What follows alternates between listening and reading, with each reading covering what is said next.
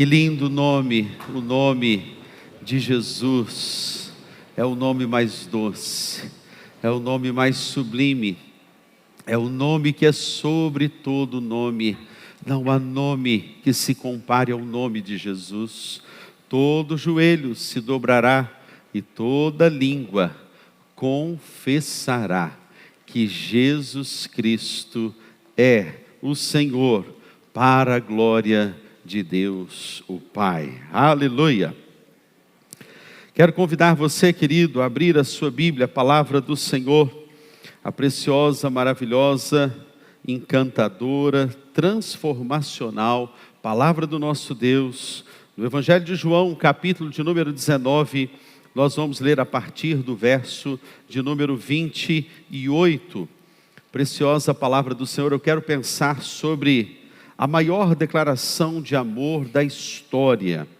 Quero que você abra então a sua Bíblia, a palavra do Senhor, neste evangelho tão lindo, que é o Evangelho de João, o Evangelho do amor, o Evangelho do discípulo amado, o Evangelho que teve em sua síntese muitos sinais, 7 sinais que são descritos, e no desfecho daquele que foi o autor, João, aquele que andou com Jesus, aquele que recostou a sua cabeça sobre o peito de Jesus, o discípulo íntimo, o discípulo amado, ele escreve alguns detalhes da crucificação, algo que me chama muito a atenção, verso de número 28 ao verso de número 30. Nos diz assim, a palavra do Senhor: mais tarde, sabendo então que tudo estava concluído, para que a Escritura se cumprisse, Jesus disse: eu tenho sede. Estava ali uma vasilha cheia de vinagre. Então, embebedaram com esponja nela, colocaram a esponja na ponta de um caniço de sopo e a ergueram até os lábios de Jesus. Tendo provado, Jesus disse: está consumado. Com isso curvou a sua cabeça e entregou o Espírito. Amém, queridos? Até aí temos lido a preciosa palavra do Senhor. A mais linda declaração de amor não foi feita com flores, não foi feita com palavras bonitas, não foi com um homem com toda a riqueza da terra, com ouro. A maior declaração de toda a história e mais linda declaração de amor foi feita por nosso Salvador Jesus Cristo. Jesus Cristo não precisou dizer eu te amo para declarar o seu amor. Jesus provou o seu amor, ele viveu o seu amor. Ao pisar nessa terra, como vai dizer o próprio evangelista João, o verbo se fez carne, habitou entre nós. Vimos a glória do unigênito do Pai. Ele deixou a sua glória. Aquele que deixou o trono não conseguiu descer da cruz, porque a cruz era o lugar e o único lugar que Jesus entregaria a sua vida. É interessante que quando nós pensamos em alguns momentos antes da crucificação, e hoje temos aqui um lindo memorial com essa representatividade da cruz, antes de chegar àquele momento, o próprio Jesus, montado em um jumentinho, ele entra na cidade de Jerusalém. As pessoas que estavam ali em Jerusalém, todas declaravam: bendito aquele que vem em nome do Senhor. Hosana nas maiores alturas, bendito o Rei. A mesma multidão que declarou Hosana nas maiores alturas, foi a mesma multidão que declarou: crucifica-o. A mesma multidão que comeu os pães que se multiplicaram, os peixes que se multiplicaram, foi a mesma multidão que declarou: crucifica-o. Isso quer dizer que nem todos aqueles que recebem Jesus são aqueles que amam Jesus. Não quer dizer que você diz: eu recebo Jesus na minha vida, mas na hora do aperto, na hora das tribulações, você, como Pedro, talvez vai negar Jesus. Talvez como Pilatos, porque o próprio Jesus, ele é levado a Pilatos. Os próprios sacerdotes agora, cerca de 70 sacerdotes que compunham ali aquele lugar chamado lugar do Sinédrio, eles vão, juntamente com Judas, aquele que sentou com Jesus em uma mesa. Jesus, naquele momento que a sua alma estava angustiada, ele vai para o Getsemane, que significa o lugar da prensa, o lugar das oliveiras, o lugar onde ele orava, o lugar onde ele começou a se angustiar. E ele se angustiou tanto, porque naquele momento que Jesus estava no Getsemane, no lugar da prensa, ele olhava para você, ele olhava para mim, ele olhava para a sua história, ele olhava para os seus pecados, ele olhava para as suas decisões, ele olhava para a sua impaciência, os seus medos, os seus traumas, ele olhava para as suas dores, ele olhava para a humanidade inteira, as guerras, as lutas, as dificuldades, as pandemias, as epidemias, olhava para aqueles que iriam morrer inocentemente, olhava para as injustiças. Jesus sofrendo naquele lugar de prensa, aonde ele começa, diz a palavra que ele começa a suar gotas de sangue. Tal foi a angústia do Senhor Jesus. E ao sofrer aquela angústia, ele chega a dizer ao Pai: Pai, se for possível, passe de mim esse cálice. O cálice não seria por causa da cruz, porque ele sendo o próprio Deus, ele sendo o Senhor da história, o Senhor que faz milagres, o Senhor que cura os cegos, cura os paralíticos, restaura o vigor, restaura o ânimo.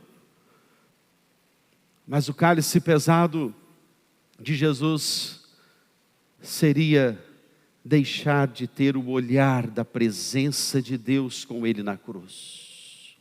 O próprio Jesus sabia que no momento crucial, no momento da cruz, ele não teria o olhar do Pai sobre ele. E prevendo na sua onisciência, com certeza, que o Pai iria desampará-lo por causa de nós. Hoje pela manhã eu disse que aquele momento da cruz, o próprio Deus não podia olhar para a humanidade através de Jesus, porque a única forma que o próprio Deus tem de olhar para nós é pelo sangue. Então, antes daquele momento, o próprio Deus não poderia olhar para cada um de nós, embora sendo o Deus Todo-Poderoso, o Senhor da história, porque o único filtro que o próprio Deus tem para olhar você, olhar a sua vida, olhar a mim, é através do sangue. Porque ele é fogo consumidor. E quando o próprio Deus olhou para a sua vida, na pessoa de Jesus, ele te viu um pecador. Ele te viu alguém condenado. Ele viu você nas suas mazelas. Ele te viu indigno. Ele lhe viu imperfeito. Ele te viu com todas as suas falhas, as suas imperfeições, a sua ansiedade, a sua inquietude. Mas no momento que você olhou para a cruz, no momento que você olha para a cruz, no momento que você vê Jesus, e você se rende a Jesus, agora as pessoas que se encontram com você na terra, elas vão ver a pessoa de Jesus através da sua vida. Louvado seja o nome do Senhor, porque quem tem o encontro com Jesus, as pessoas veem que essa pessoa mudou o seu estado, mudou a sua vida, mudou a sua face, mudou os seus sonhos, suas reações. Uma pessoa que tem um encontro com Jesus, a fala dela é diferente, o jeito de tratar as pessoas é diferente, seus pensamentos são diferentes. Jesus estava ali e ele disse: passa de mim esse cálice, é pesado, levar os pecados de toda a humanidade.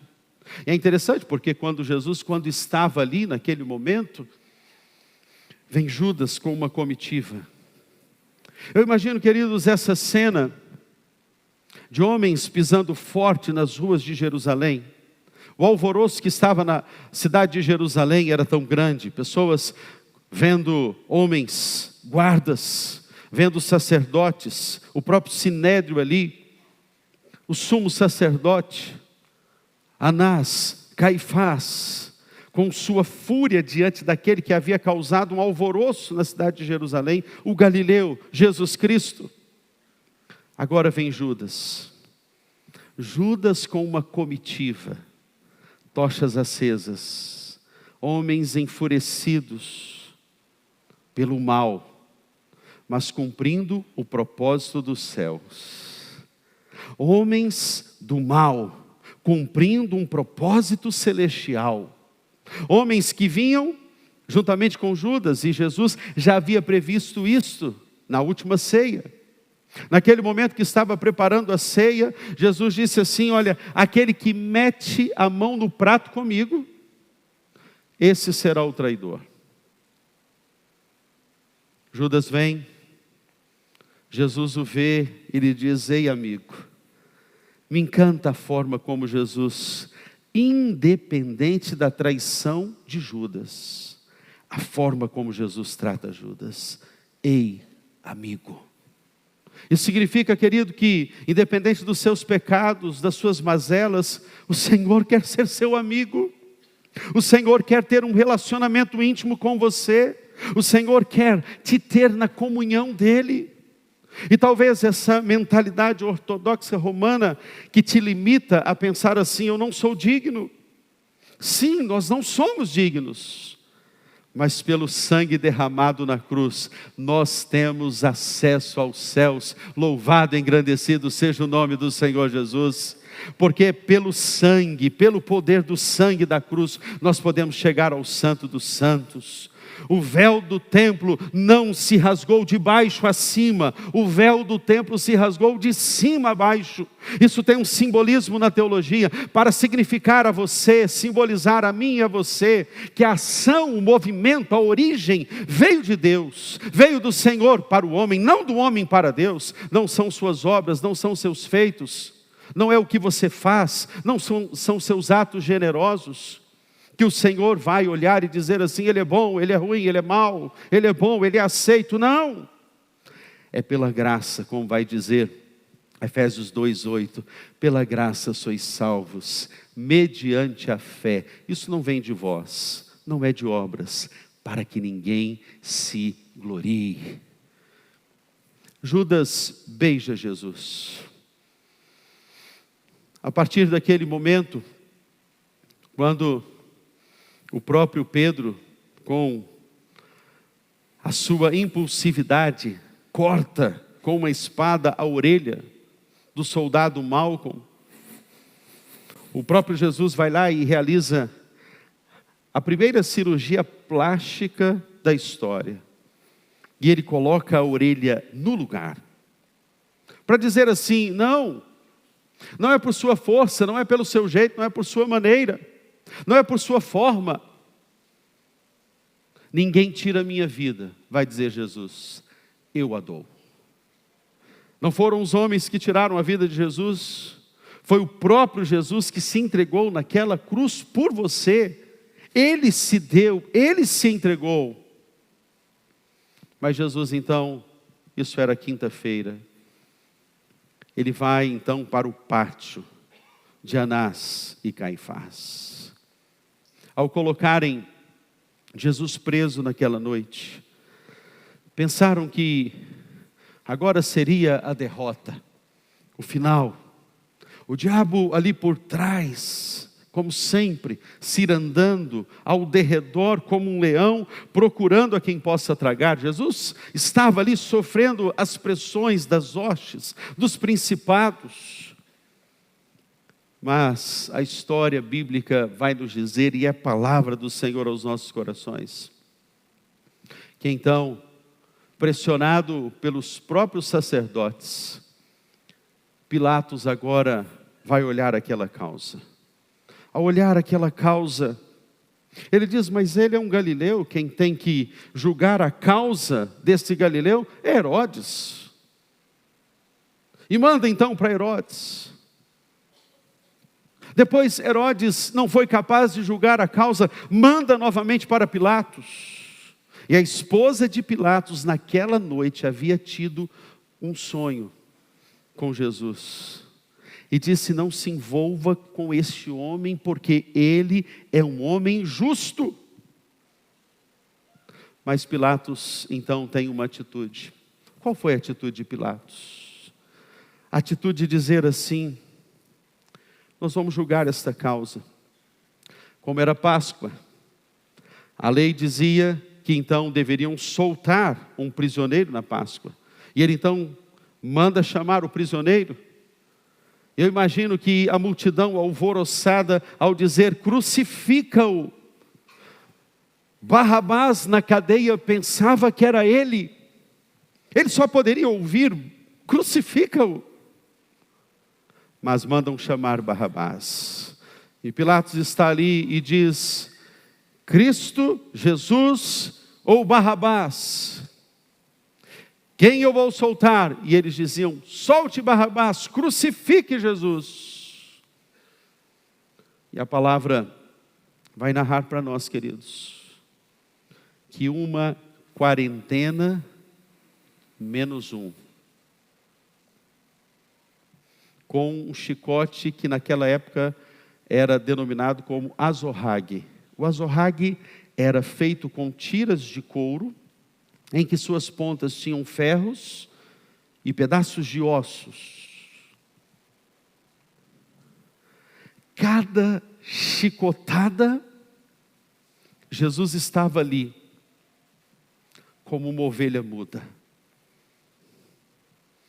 Como uma ovelha muda indo para o matadouro. Por mim e por você. Jesus mostra que não é pela força, não é pela eloquência, não é pela fala. Porque ele sabia que a sua entrega naquela cruz deveria ser uma entrega total. Jesus agora é colocado na cruz. Ele é estirado na cruz, de uma ponta à outra. Naquela cruz, o próprio Jesus, ele fala algumas palavras para o Senhor, e dentre essas palavras que eu li aqui nessa noite, tenho sede. Deus meu, Eli, Eli, sabactani, por que me desamparaste? Deus meu, por que me desamparaste? É interessante que na cruz, Jesus, ele olha para baixo, porque da cruz você pode olhar para baixo, e ver as necessidades das pessoas que estavam ali. Jesus olha para Maria, a sua mãe terrena, e diz assim, mulher, eis aí o teu filho. João estava ao seu lado. O próprio Jesus, no seu olhar cuidadoso, estava dizendo para todas as mães com essa fala da cruz, eu nunca vou desamparar uma mãe. Eu jamais vou deixar uma mãe desamparada. Ao olhar a atitude dos pecadores que estavam ali, ele diz, Senhor, Pai, perdoa-lhes. Eles não sabem o que fazem. Essa foi uma palavra da cruz. O Senhor olhou, perdoa-lhes. Da cruz o Senhor Jesus olhou para todos nós, que com um coração contrito, de confissão genuína, arrependidos verdadeiramente, o Senhor olhou para cada um de nós e disse assim: olha, um dia quando você tiver um coração verdadeiro, arrependido verdadeiramente, eu vou liberar o meu perdão sobre a sua vida. Se sinta nessa noite perdoado pelo Senhor Jesus. O Senhor olha para cima, o Senhor olha para o lado. Havia um ladrão, chamado ladrão da cruz, à direita e à esquerda. Um dos ladrões dizem: lembra de mim quando estiveres no paraíso. O outro que estava ao lado disse: ele não pode salvar nem a ele mesmo. E Jesus disse: hoje mesmo estarás comigo no paraíso. Jesus olha para cima, olha para baixo, porque a cruz nos permite olhar para cima, olhar para os lados, olhar para baixo. Mas a única posição que a cruz não permite você e eu olharmos é para trás. Porque quem tem um encontro com Jesus não pode mais olhar para trás. Aquele que quiser vir após mim, negue-se a si mesmo, tome a sua cruz e me siga. Não temos mais o direito de retroceder, porque Hebreus vai nos dizer que nós não somos daqueles que retrocedem para a perdição, somos antes os da fé, porque o justo viverá pela fé. E se retroceder, nele não se compraz a minha alma. Mas a outra palavra da cruz que Jesus vai declarar, além da que eu tenho sede, ali ele toma o fel amargo, o vinagre. A palavra da cruz foi: está consumado. Aleluia. Tetelestai. E eu quero declarar, querido, que esta foi uma das declarações mais lindas, a maior declaração de amor de toda a história. O próprio Jesus, ele vai declarar com os seus lábios: tetelestai, está consumado. E o que isso significa para mim e para você nessa noite? Eu quero pensar com você nessa noite, querido, em algumas classes para as quais o Senhor destinou a palavra tetelestai. Está consumado. A primeira classe que eu quero pensar nessa noite são os servos que usavam a palavra tetelestai. Os servos, por quê? Porque os servos, quando entregavam um serviço aos seus senhores, quando prestavam qualquer tipo de serviço, eles usavam a palavra tetelestai. Está consumado, está terminado. Eu concluí a minha obra, eu concluí a minha missão. Não ficou nenhuma parte para concluir. Quando o Senhor olha para você nessa noite, você já cumpriu toda a sua missão na terra. Quando você olha para aquilo que é necessário fazer, as suas ações, as suas atitudes, você olha as suas omissões. Você como servo pode dizer assim: olha, eu cumpri a minha missão. Eu estou cumprindo a minha missão. O servo, ele dizia: eu completei. Para essa classe, o próprio Jesus se dirigiu, porque eles entenderiam que a obra que o Senhor veio fazer na terra foi uma obra completa. Ele não deixou nada por fazer. E olha, meu querido, eu tenho um desafio para você nessa noite. O nosso desafio é que o Senhor abra os nossos olhos para entendermos qual é a missão que cada um de nós temos nessa terra, qual o propósito. Eu não sei, querido, se você já encontrou o propósito para o qual você nasceu, além de servir a Deus, além de adorar a Deus, além de ser um servo de Deus, além de ser um proclamador. Você precisa encontrar o seu propósito, e eu estou aqui para te declarar que somente em Cristo Jesus você vai descobrir o propósito para o qual você nasceu. Venha junto conosco, venha ser família junto com a PIBJC. Venha ser família em uma célula, para você descobrir o seu propósito, descobrir a sua missão, descobrir para que você nasceu, quais são os seus dons, quais são os seus talentos. Você não tem outra vida, você só tem uma vida, e nós não podemos desperdiçar esta vida. Mas a palavra tetelestai também, ela era usada pelos artistas. Os artistas usavam a obra. E quando faziam uma obra, uma pintura, quando eles concluíam aquela pintura, eles diziam, tetelestai. Eu terminei a obra. É claro que nós estamos falando de uma obra que foi com a tinta do sangue. Foi uma obra em que o Senhor Jesus, ao olhar, o próprio Deus, ao olhar a obra perfeita da cruz, Ele olhou para a cruz, Ele olhou para a sua entrega, Ele olhou para a sua missão na terra, e Ele disse, foi uma obra perfeita, porque a obra de Cristo na cruz foi a obra mais linda que o pintor dos céus pintou. Louvado seja o nome do Senhor. Uma obra completa, que tem o olhar do Criador, que tem a tinta de sangue, porque naquela cruz Ele derramou o seu sangue para nos remir da nossa escravidão do pecado. Engrandecido seja o nome do Senhor, meu amado, porque Ele viu que era obra perfeita. E por falar em obra perfeita, querido, você é uma obra perfeita que o Senhor criou. Talvez você nem ache isto, mas cada parte, os seus olhos, os seus cabelos, tudo bem que alguns já não têm tantos cabelos, a palavra de Deus, ela nos diz que eu sei quantos fios de cabelo caem da sua cabeça. O Senhor até nisso, Ele mostra o cuidado dEle. Mas você é uma obra perfeita. Fale para a pessoa que está ao seu lado assim, você é uma obra perfeita do Senhor Jesus. Você é perfeito. Olhe para você. Não há ninguém igual a você. Você foi criado à imagem e semelhança de Deus. Deus dotou você da volição, da capacidade de escolher, da capacidade de decidir. E até nisso está o ato de amor de Deus. Ele olha para você nessa noite e diz, olha, eu te amo tanto.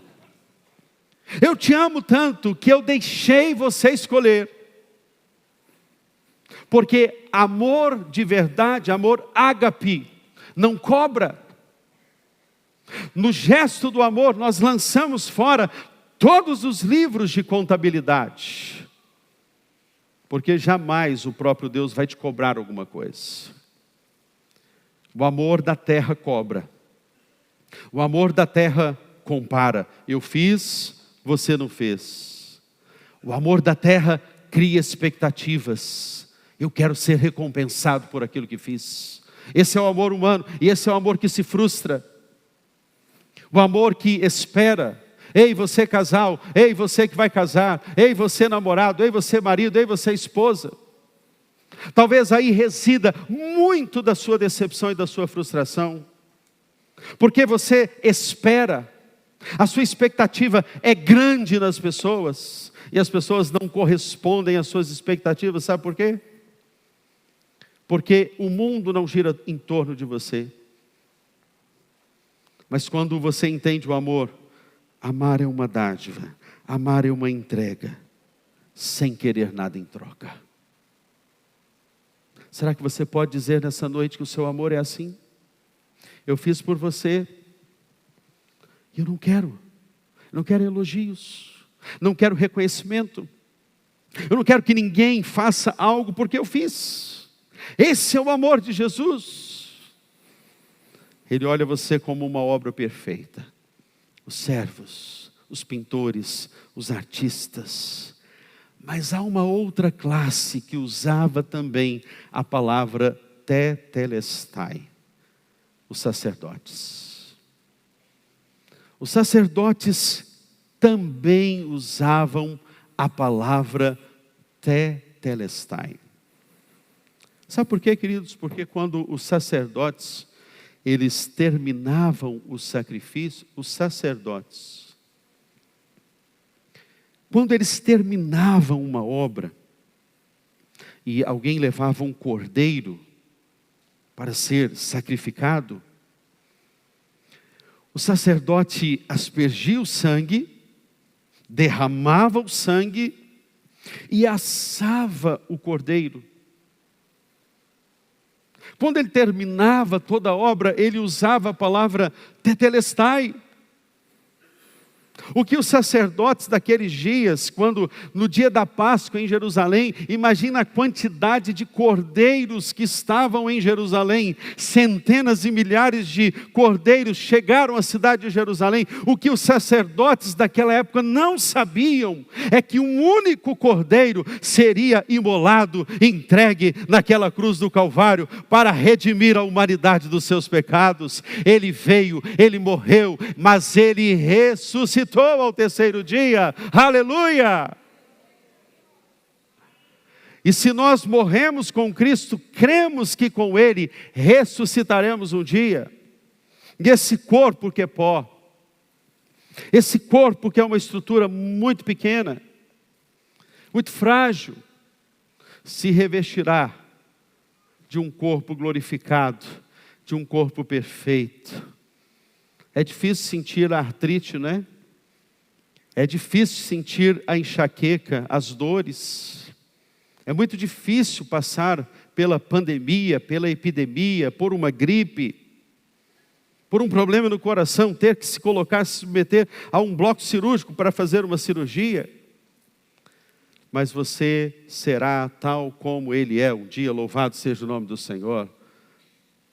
Seu corpo não vai precisar, na glória, da estrutura dos ossos. Muitas pessoas perguntam assim: pastor, se uma pessoa cremar o seu parente, é verdade que aquela pessoa não vai para o céu? Mentira, viu? Mentira.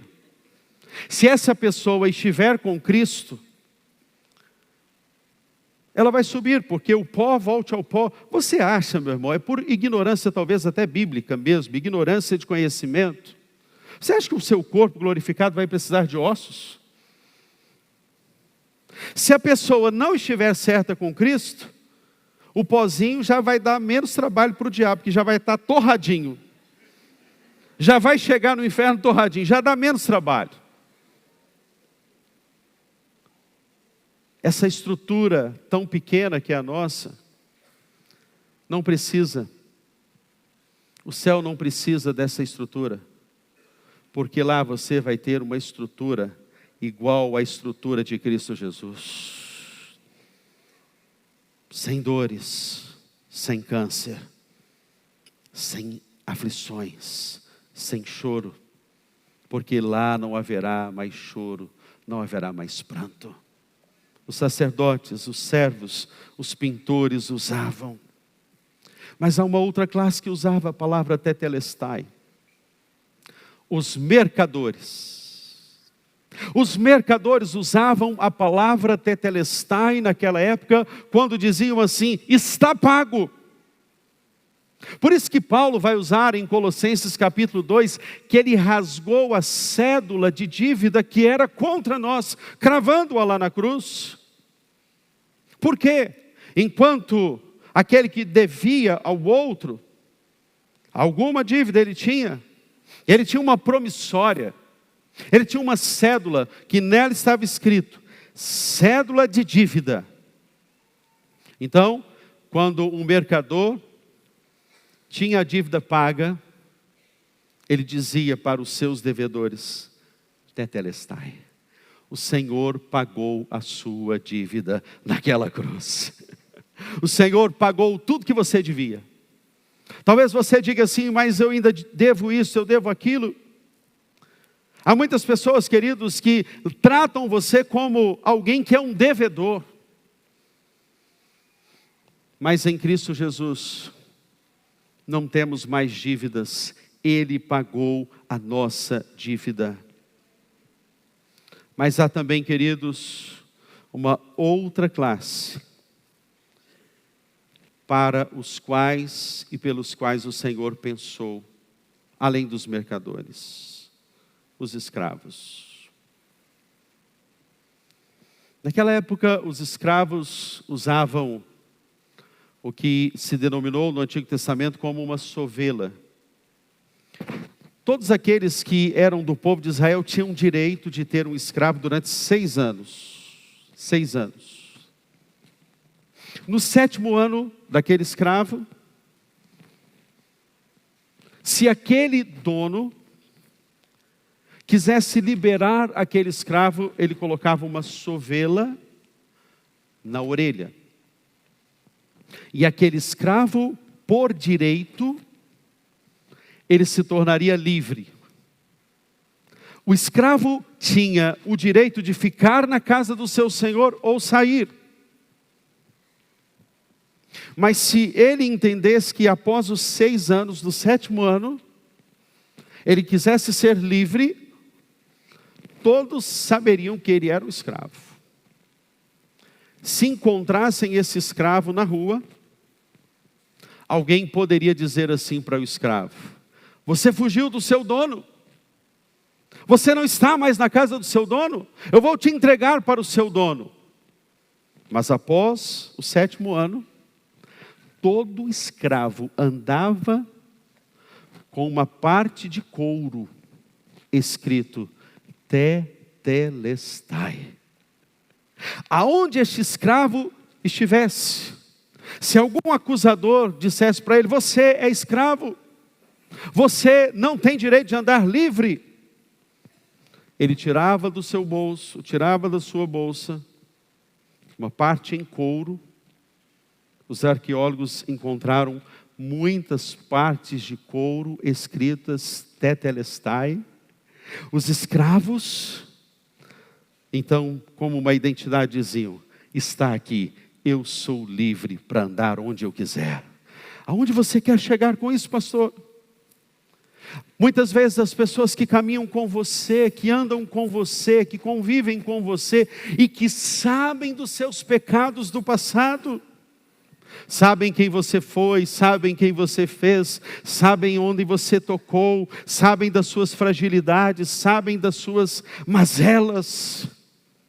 No dia que essas pessoas, elas te veem feliz pela dor que você causou no coração delas, pela autoridade de Cristo, hoje você pode levantar a sua identidade em Cristo e dizer: eu sou livre, aqui está Tetelestai, porque Ele pagou o preço por mim, e eu fui livre, liberto, eu sou uma nova criatura, e o meu passado não mais me condena.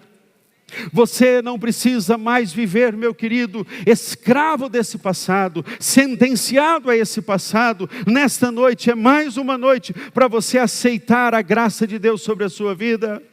E se essa pessoa que está ferida no seu coração, ela tentar te acusar, porque eu sei que muitas vezes o seu passado feriu pessoas, machucou pessoas, nessa noite você pode erguer a sua bandeira bem alto e dizer: Ele pagou o preço e foi completo por mim naquela cruz. Você pode erguer as suas mãos onde você chegar na sua casa. E se algum acusador chegar para você e dizer assim: olha, eu sei que você está se fazendo de santo, mas você não é santo. Você pode declarar nessa noite: o poder do sangue me libertou da minha escravidão. Louvado, engrandecido seja o nome do Senhor Jesus, pelo poder do sangue. Pelo poder do sangue. Escravos, mercadores, sacerdotes, pintores, servos, todos entenderam quando Jesus disse: Tetelestai, está consumado. Aqueles 6 metros de tecido rasgado do alto a baixo, significa que agora, todas as vezes que você acessar, não o santo, porque você não precisa mais de bispo, você não precisa nem de pastor, não precisa de ninguém acessar ao Senhor por você, porque você pode no quarto secreto entrar no Santo dos Santos. Quando você ora naquele quarto, meu irmão, quando você derrama suas lágrimas naquele quarto, minha irmã, quando você está naquele travesseiro e Deus olha para você e vê o seu coração, o teu Pai que te vê em secreto te recompensará, porque você tem livre acesso até o Santo dos Santos. É por isso que a palavra diz Santo dos Santos.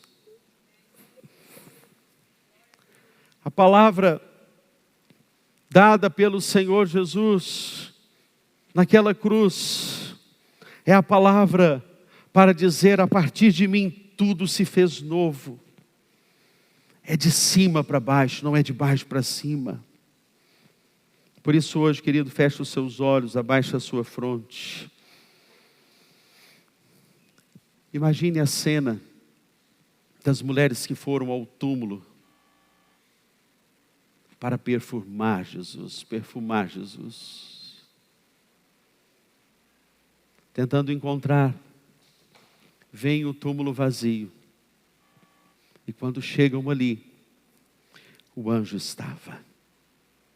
E a palavra do anjo para as mulheres foi: por que vocês procuram entre os mortos aquele que vive?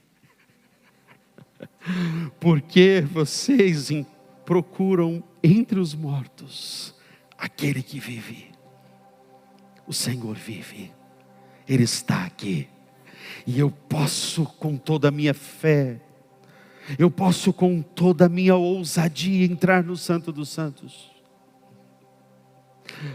e o pecado já não mais terá domínio sobre a sua e a minha vida, porque tragada foi a morte pela vitória, porque o Senhor morreu naquela cruz, mas Ele ressuscitou ao terceiro dia, e é isso que vamos celebrar agora.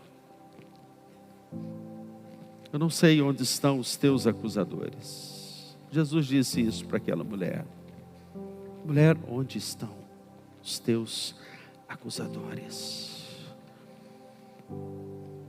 A palavra de Jesus foi: eu também não te condeno. Eu também não te condeno. Essa noite aceite o sacrifício de Jesus. Receba o perdão. Uma gota do sangue de Jesus é suficiente para limpar você, para purificar a sua alma. Se coloque de pé, eu quero orar por você. Comece a declarar a graça. Comece a receber da graça. Comece a louvar, exaltar e ter a gratidão. Porque onde abundou o pecado, superabundou a graça de Deus. A graça se mostrou poderosa, trazendo salvação a todos os homens. Por isso Paulo vai declarar o seu hino triunfal: quem nos separará do amor de Cristo? Será a tribulação? Será o perigo? A espada? Porque eu estou bem certo que nem mesmo a morte, nem coisas do presente, nem do porvir, nem anjos e nem principados. E ele vai dizer, John Stott vai dizer que quando Paulo fala, eu estou convicto, eu estou convencido, ele está dizendo assim: eu estou convencido uma outra vez, ao extremo da convicção, que nada poderá nos separar do amor que está em Cristo Jesus, o Senhor. Ele é o Senhor da história. Ele é o Deus vivo que veio para remediar os seus problemas. O maior problema não é o problema financeiro, não é o problema da solidão. Talvez você está aqui enquanto eu orava nessa madrugada de ontem para hoje. Deus me falou sobre pessoas solitárias, sobre pessoas que enfrentam a solidão dentro das suas casas. Me falou de esposas viúvas de maridos vivos, maridos viúvos de esposas vivas. O Espírito Santo ministrava ao meu coração sobre filhos que ainda estão longe da presença do Senhor.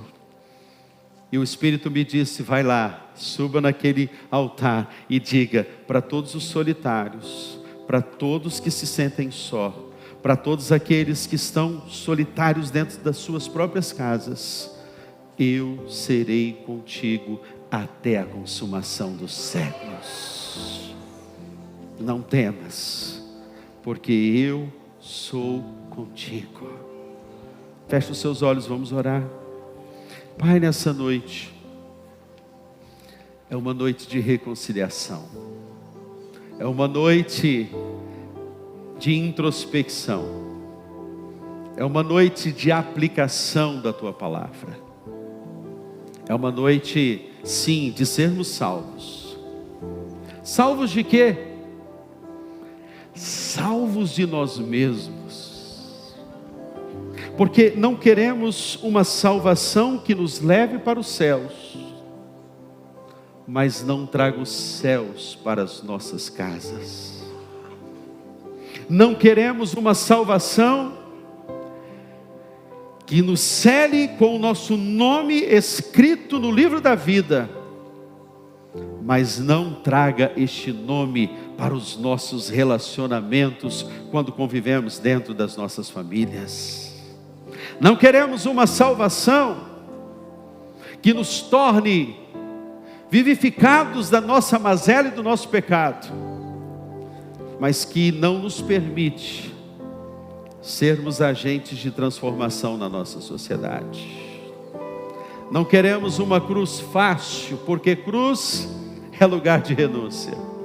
Não queremos, Pai, uma cruz leve, porque a cruz que o Senhor carregou foi pesada demais. Queremos tomar a nossa cruz, queremos nos apropriar da nossa missão, do nosso propósito, e vivermos a nossa vida na certeza que o Senhor cumpriu a Tua obra, foi completa. O Senhor que completou a obra nos diz nessa noite: eu comecei a obra e eu vou completá-la até o dia de Cristo Jesus.